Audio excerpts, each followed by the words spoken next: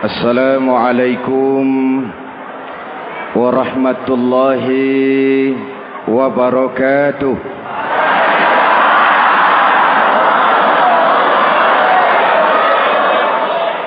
Alhamdulillahi rabbil alamin. Wassalatu wassalamu ala asyrafil mursalin Sayyidina wa maulana Muhammadin wa ala alihi wa sahbihi ajmain, amma ba'du. Para ulama yang saya muliakan, hadirin hadirat ma'asyiral muslimin yang saya cintai, banyak kita alami perubahan-perubahan yang terjadi, baik perubahan yang menyangkut sosial budaya, lebih-lebih yang menyangkut sosial politik. Yang tidak banyak mengalami perubahan adalah sosial ekonomi. Bahkan angka kemiskinan kita naik menjadi 3/5 dari total penduduk kita hidup di bawah garis kemiskinan, dan 20% diantaranya miskin mutlak. Perubahan-perubahan yang terjadi menyadarkan kita kepada kebenaran Al-Quran ketika Allah menyatakan wa tilkal ayyamu nudawiluha bainan nas. Hari itu kami putar di antara manusia. Ada saat datang, ada waktu pergi. Ada hari lahir, ada saat kembali, ada waktu dilantik, ada saat menyerahkan jabatan. Hari kami putar di antara manusia dan hidup cuma sekadar menunggu giliran. Soalnya kemudian di tengah perubahan-perubahan yang terjadi begitu cepat, what must we do now?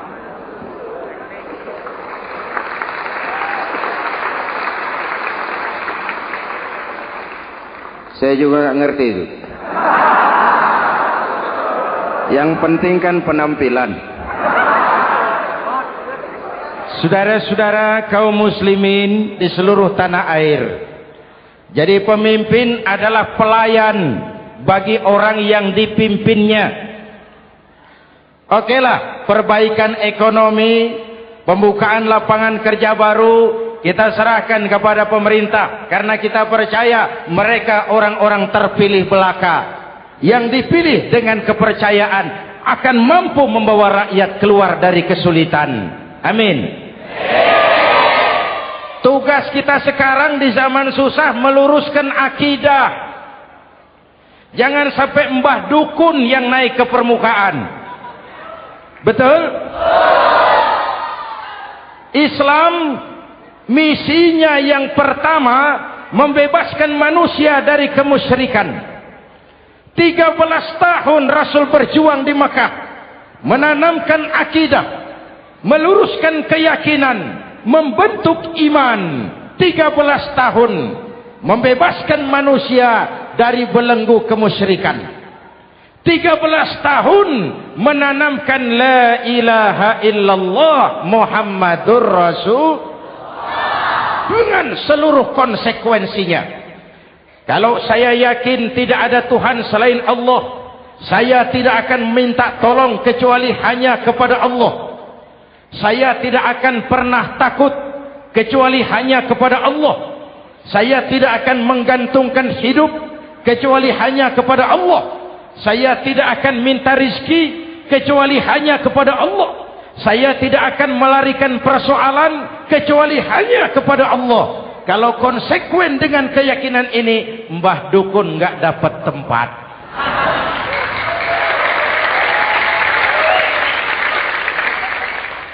Akur? Ayo lihat secara sederhana. Saya sandaran di tiang. Tiangnya ambruk, sayanya jatuh.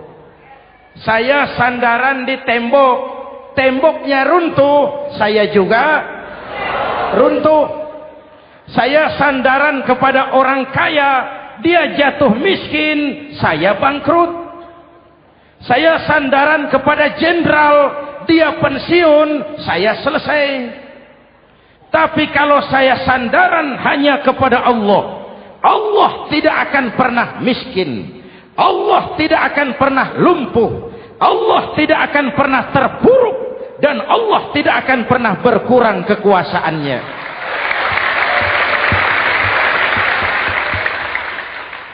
Maka umat Islam, sesulit apapun zaman yang kita hadapi, Allah juga tempat kita bersandar. Jelas? Selama ini kita iman dalam ucapan, tapi sekuler dalam perbuatan. Di masjid ada Allah, di kantor Allah tidak ada, maka korupsi merajalela.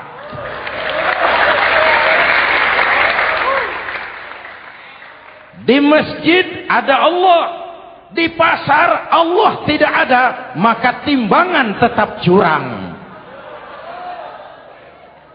Kita iman dalam ucapan, tapi sekuler dalam perbuatan. Oleh karena itu, sesulit apapun zaman yang kita hadapi, iman jugalah pegangan kita. Allah juga tempat kita bersandar. Boleh zaman berubah, akidah jangan sampai goyah. Karena iman kita hidup, untuk iman kita berjuang, dan dalam iman kita ingin kembali menghadap Allah Subhanahu.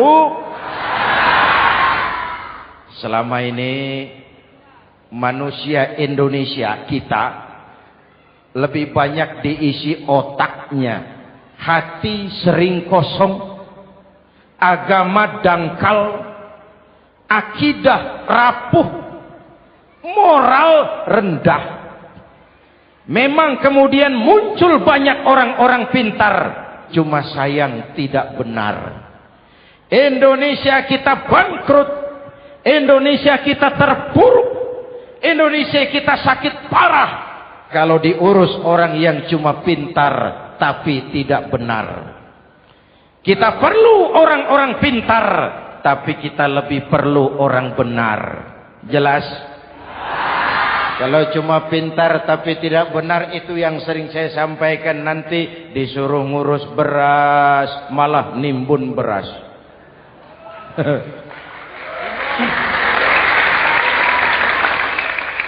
Disuruh ngurus laut malah jadi bajak laut. Disuruh ngurus hutan rame-rame jadi orang hutan.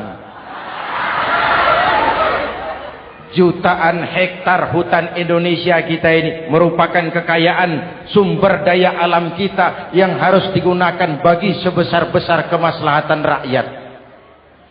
Yang disuruh ngurus hukum malah bikin hukum seperti pisau, tajam ke bawah, tumpul ke atas.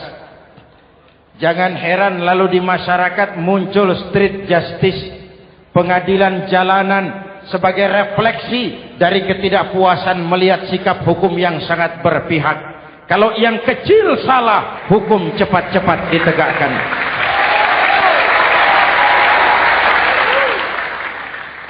Lihat saja sekarang ini, kalau orang terkenal banyak uang, punya masalah, antri yang bela. Betul?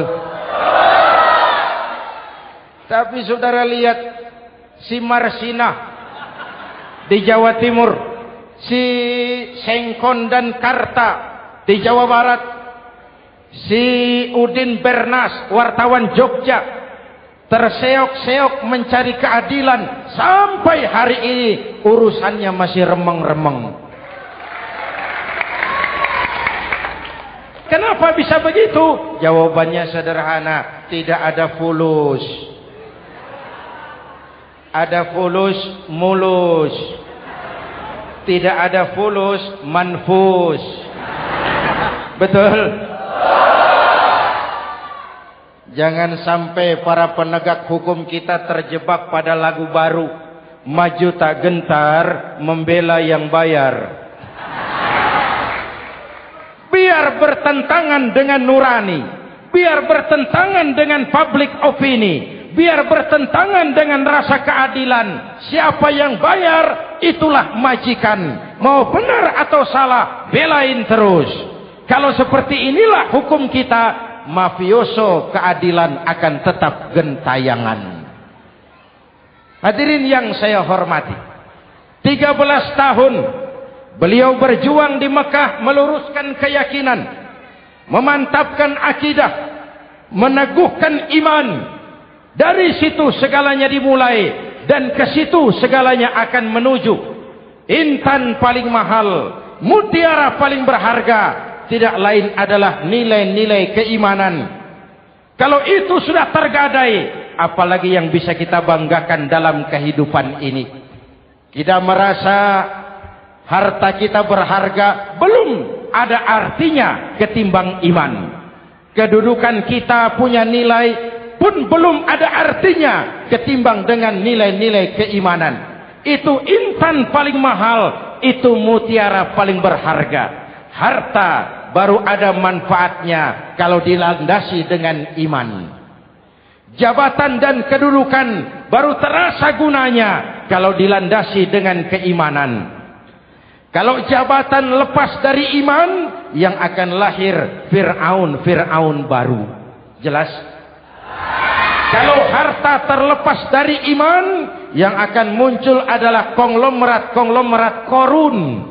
Kalau ilmu pengetahuan terlepas dari nilai dasar keimanan, maka yang akan muncul adalah ilmuwan pelacur yang menyalahkan yang benar, membenarkan yang salah untuk kepentingan pribadi. Dan kondisi seperti itu tidak akan membuat kita makin sehat. Oleh karena itu, pada kesempatan ini, pesan pertama saya, menghadapi zaman susah, tetap jaga akidah, tetap pelihara keyakinan. Kesulitan bukan untuk ditakuti, untuk diatasi. Hidup adalah kerja keras, bukan keajaiban. Perubahan tidak akan datang hanya dengan simsalabim abragadabra. Perubahan tidak akan muncul hanya dengan berandai-andai. Perubahan tidak akan turun dari langit seperti turunnya embun di waktu malam. Perubahan adalah kerja keras, sehingga Al-Quran membimbing kita, innallaha la yughayyiru ma biqaumin hatta yughayyiru ma bi anfusihim. Allah tidak akan mengubah keadaan suatu bangsa kalau mereka tidak mau mengubah apa yang ada di dalam diri mereka. Yang ada di dalam diri itu rule of thinking, state of mind, cara kita berpikir, cara kita memandang kehidupan, cara kita mengatasi persoalan. Hadirin yang saya hormati, inilah iman. Berangkat dari ini kita menyadari, ini ujian buat kita rakyat. Dan kita rakyat Indonesia ini kalau sama susah sih sudah kenyang. Ya Pak? Ya Pak? Kita ini sebagai bangsa mengalami apa yang disebut oleh Bung Karno up and down. Naik, turun, timbul, tenggelam, pasang, surut. 350 tahun dijajah oleh Belanda, kita susah. Berangkat Belanda masuk Jepang, susah lagi. Pergi Jepang, datang nikah, susah lagi. Lalu kita merdeka, dirongrong oleh berbagai pemberontakan, susah lagi. Makan bulgur, antri minyak. Lalu PKI berontak, susah lagi. Muncul orde baru, lama-lama susah lagi. Orde baru selesai, naik reformasi, mulai repot nasi, susah lagi.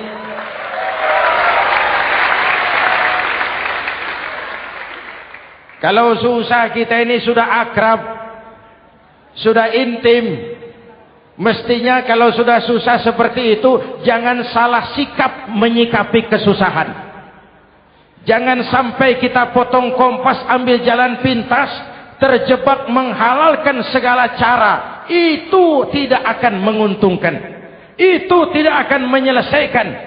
Kalaupun selesai nampaknya penyelesaian sesaat. Dan penyelesaian sesaat bukan penyelesaian yang sebenarnya. Karena itu tetaplah dalam koridor keimanan. Boleh zaman berubah, akidah jangan sampai goyah. Silahkan masa berganti, tapi keyakinan jangan mati. Sekali la ilaha illallah, sampai tetes darah paling penghabisan, tetap la ilaha illallah. Sanggup? 3 orang. Sanggup? 21. Sanggup? Kalau sanggup kita harus konsekuen. Saudara-saudara di seluruh tanah air, misi yang kedua dari Islam setelah membebaskan manusia dari kemusyrikan, membebaskan manusia dari ras diskriminasi, mengikat manusia dengan tali akidah. Sebelum Islam datang, manusia dibedakan oleh warna kulit, manusia dibedakan oleh faktor keturunan, manusia dibedakan oleh faktor harta dan benda.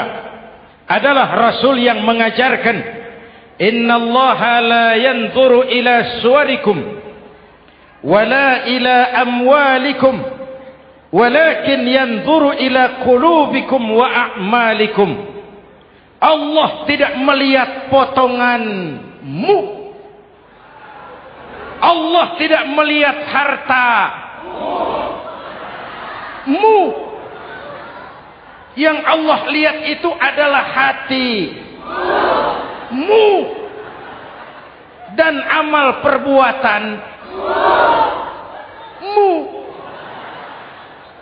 Jauh sebelum Amerika teriak-teriak membanggakan apa yang mereka sebut sebagai Declaration of Independence, Nabi sudah mengajarkan kepada kita semua, An-nas kulluhum li Adam wa Adam min turab la fadla li Arabiyyin ala ujamiyyin illa bittaqwa.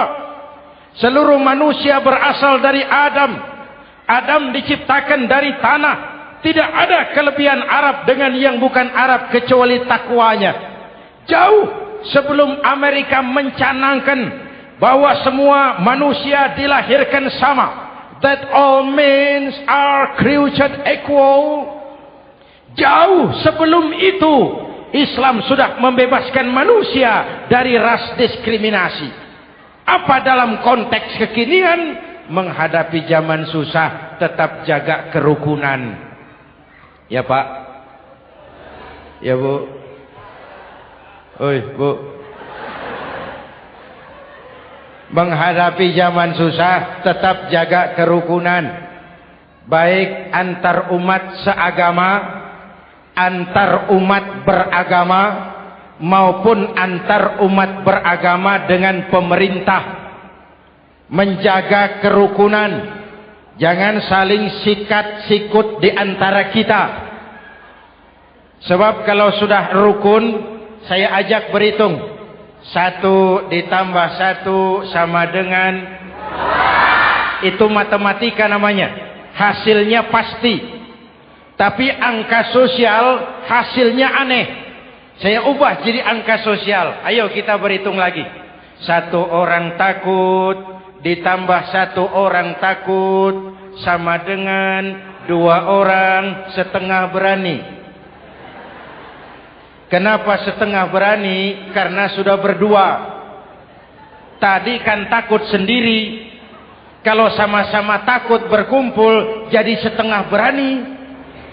Kalau ditambah 1 orang takut lagi, 1 orang takut ditambah 1 orang takut ditambah 1 orang takut sama dengan 3 orang berani. Kenapa jadi berani? Karena sudah bertiga. Kita yang lemah, kita yang marginal, kita yang dikucilkan, bahkan kita yang dilecehkan, kalau mau rukun kita akan kuat dan tidak bakal dipermainkan orang.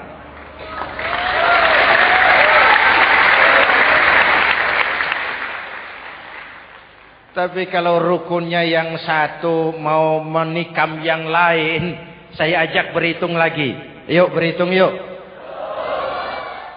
1 ekor ayam ditambah 1 ekor musang sama dengan 1 ekor musang. Kemana ayamnya? Dimakan musang. Betul nggak nih hitungan? Ayo kita hitung lagi. 1 ekor ayam ditambah 1 ekor musang sama dengan 1 ekor musang. Kemana ayamnya? Dimakan musang. Jadi kalau kita suka kumpul dengan orang yang mau makan kita, selesailah kita.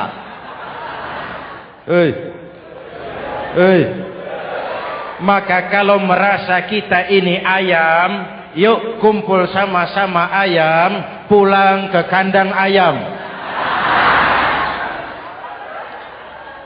Kalau ada ayam kumpul ke kandang musang, itu namanya ayam minum baygon.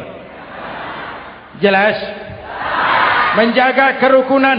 Pertama, antar umat seagama, sesama muslim harus saling menjaga, harus saling memelihara.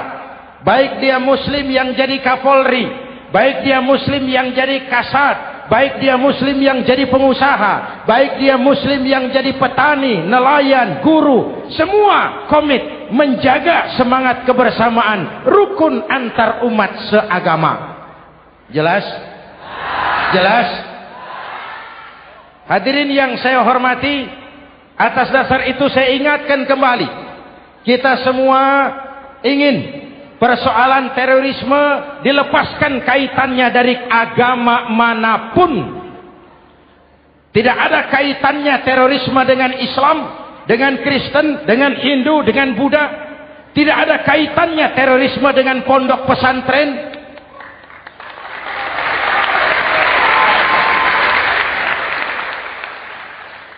Jangan sampai pesantren jadi kambing hitam.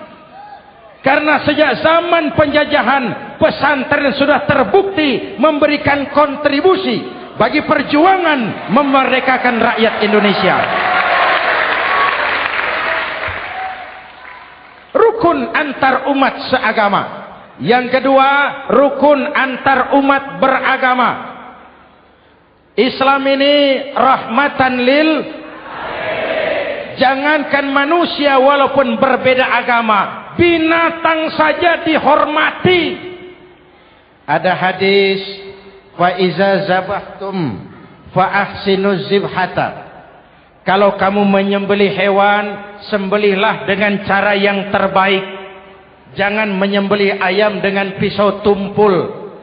Itu namanya tidak berperi kebinatangan. Yang kecil lagi, saudara buka babul istinja, makruh buang air kecil di tanah yang berlubang. Sebab apa? Pertama, menjaga kesehatan. Siapa tahu di lubang yang saudara buang air kecil itu ada gas beracun. Kalau tidak, melindungi binatang yang ada di dalam lubang. Siapa tahu di lubang yang saudara buang air kecil itu ada semut sedang rapat membahas terorisme. Apa dosanya lalu mati dikencingi? Ini namanya rahmatan lissemut. Binatang saja dilindungi. Maka perbedaan agama tidak harus menyebabkan kita bertolak belakang. Perbedaan agama bukan alasan untuk saling bermusuhan. Apalagi kita sudah menyadari tentang kemajmukan kita, tentang kebinekaan kita, tentang keragaman kita. Rukun antar umat beragama. Saling menghormati, saling menghargai, tapi tetap dalam batas lakum dinukum. Lalu rukun antar umat beragama dengan pemerintah. Hadirin yang saya hormati, yang benar kita dukung, yang salah kita perbaiki dan kita tegur menurut cara-cara yang diajarkan oleh agama kita. Dan sholat berjamaah, pendidikan bernegara yang paling bagus. Tadi kita sholat ada imam, ada makmum, betul? Makmum wajib ikut imam kalau imam benar sholatnya. Rakyat wajib ikut pemimpin kalau pemimpin benar mimpinnya. Masyarakat Islam ini loyal. Masyarakat Islam ini bukan pemberontak. Masyarakat Islam ini taat dan setia. Kapan? Kalau imamnya benar. Imam takbir, makmum. Imam ruku, makmum. Imam i'tidal, makmum. I'tidal. Imam sujud, makmum. Tapi kalau imam keliru, mestinya imam ruku malah sujud. Salah imam ini. Tegur. Siapa yang wajib negur? Makmum yang sop terdepan. Anggota DPR.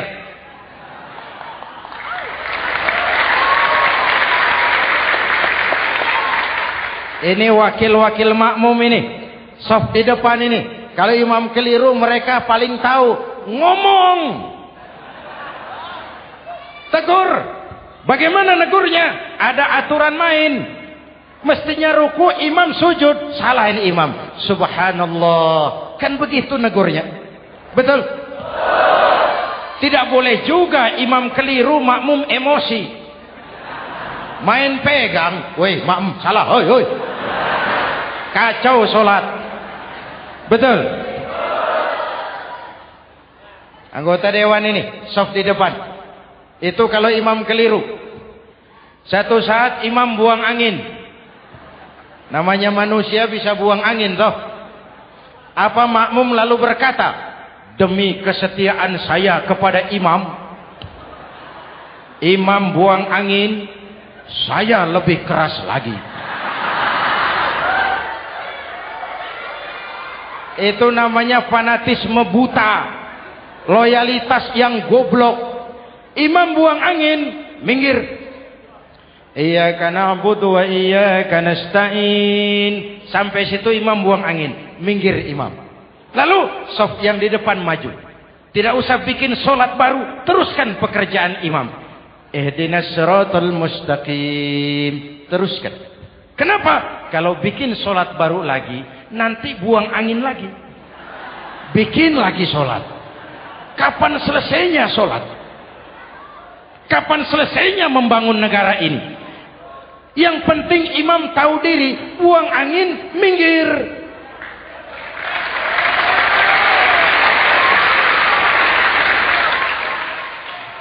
Ini kacaunya solat berjamaah kita sekarang.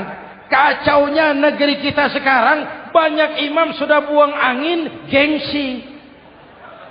Diam aja merasa nggak punya salah. Dikasih tahu sama makmum, imam tadi buang angin ya, malah jawab sedikit.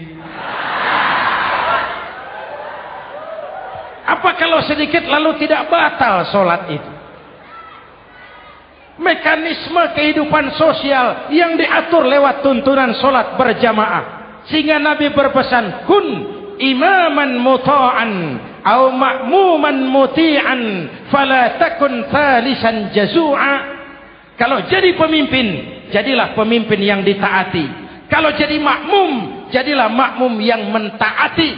Jangan jadi golongan ketiga pemecah belah. Di depan tidak jalan, di belakang takut, ditaruh yang di tengah, di depan didorong, yang belakang ditendang.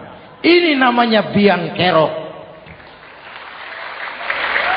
Saudara-saudara, dari uraian singkat ini saya ambil beberapa catatan pokok. Pertama, kalau ada intan paling mahal, kalau ada mutiara paling berharga dalam hidup kita, itu tidak lain adalah karena keyakinan. Hidup jadi indah, hidup jadi berharga, hidup jadi berarti kalau didasari atas sebuah keyakinan. Dan keyakinan itu tidak lain adalah nilai iman kita, akidah kita kepada Allah Subhanahu wa taala. Yang kedua, tetap menjaga kerukunan. Sesulit apapun zaman yang kita hadapi, kita tetap harus menjaga semangat kebersamaan. Kita harus tetap menjadi lem perekat yang menjaga keutuhan, baik sebagai bangsa maupun sebagai umat.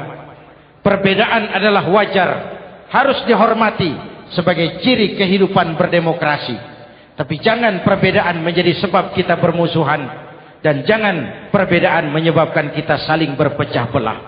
Hormati perbedaan, jangan perbedaan dipandang sebagai permusuhan. Dengan akidah yang kuat dan kebersamaan yang kokoh, ayo kita hadapi kesulitan, kita atasi kesulitan, dan dengan kerja keras untuk menyongsong hari esok yang lebih pasti. Mari kita Fatihah. Semoga Allah memelihara kita bangsa Indonesia ala hadhihi niyyah wa ila hadratin nabi. Al-Fatihah.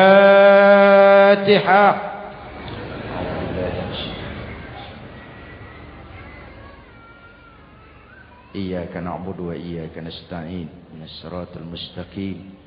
Siratal ladzina an'amta 'alaihim. Bismillahirrahmanirrahim. Amin. Alhamdulillah Rabbil Alamin. Allahumma salli wa sallim mubarak ala Sayyidina Muhammadin wa ala alihi wa sahbihi ajma'in. Allahumma Rabbana taqabbal minna salatana wa siyamana wa qiyamana wa takhassu'ana wa ta'abbudana wa tammim taksirana ya arhamar rahimin. Allahumma aslih man fi salahihi salahul muslimin. Allahumma ahlik man fi halakihi salahul muslimin. Allahumma Rabbana la tu'akhizna in nasina aw akhtana. Rabbana wa la tahmil alaina isran kama hamaltahu ala alladhina min qablina. Rabbana wa la tuhammilna ma la taqata lana bih wa'fu 'anna waghfir lana warhamna anta maulana fansurna 'alal qaumil kafirin. Allahumma ij'alna minas su'ada'il maqbulin wa la taj'alna minal ashqiya'il mardudin. Afdalu ma qultuhu ana wan nabiyyuna min qabli. La ilaha illallah.